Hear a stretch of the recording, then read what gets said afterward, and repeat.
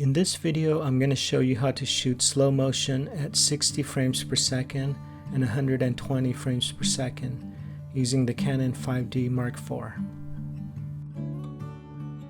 After you turn on your camera, hit the menu button on the side and scroll down to Movie Recording Quality.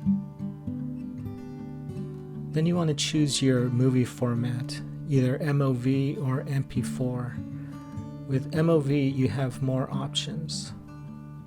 Since we're shooting in 60 frames per second, you want to select 59.94. By the way, in this video, I'm going to refer to the frame rate 59.94 as 60 frames per second. Then you want to get back to the main screen and change your shutter speed. You don't have to do this, but in slow motion, if you want to get a smooth cinematic look in playback, you want to change your shutter speed. The rule of thumb is to double the number of your frame rate. But since this camera doesn't have a shutter speed of 120, the closest would be 125. Next, you want to import your footage into your editing software.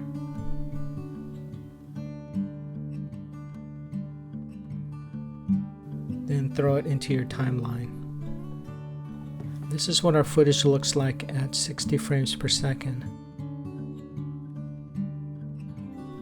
But we want to slow it down. So go back to your clip,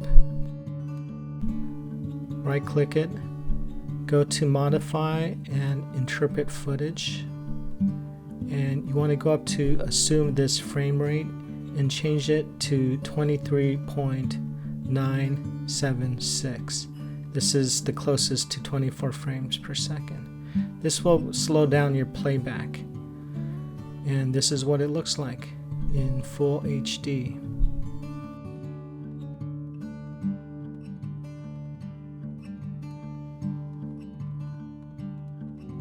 In order to shoot in 120 frames per second, you want to go back to the menu, scroll down to Movie Record Quality, then select High Frame Rate, and enable it.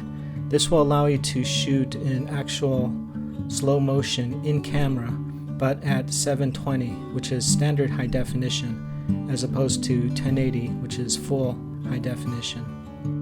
Next, you want to change your shutter speed in order to get that smooth cinematic look. You want to double it from 120. 250 is close enough. Once you've shot your footage, go ahead and import it to your software. And then drag it into your timeline. And you will see that it doesn't take up the full 1080 frame size. So what we want to do is we want to upscale, and you do that by right clicking on your clip and go up to scale to frame size, and that will automatically bring you up to the proper frame size. This will lower your quality, but in my opinion it still looks pretty good. And that's how you do it. Cheers.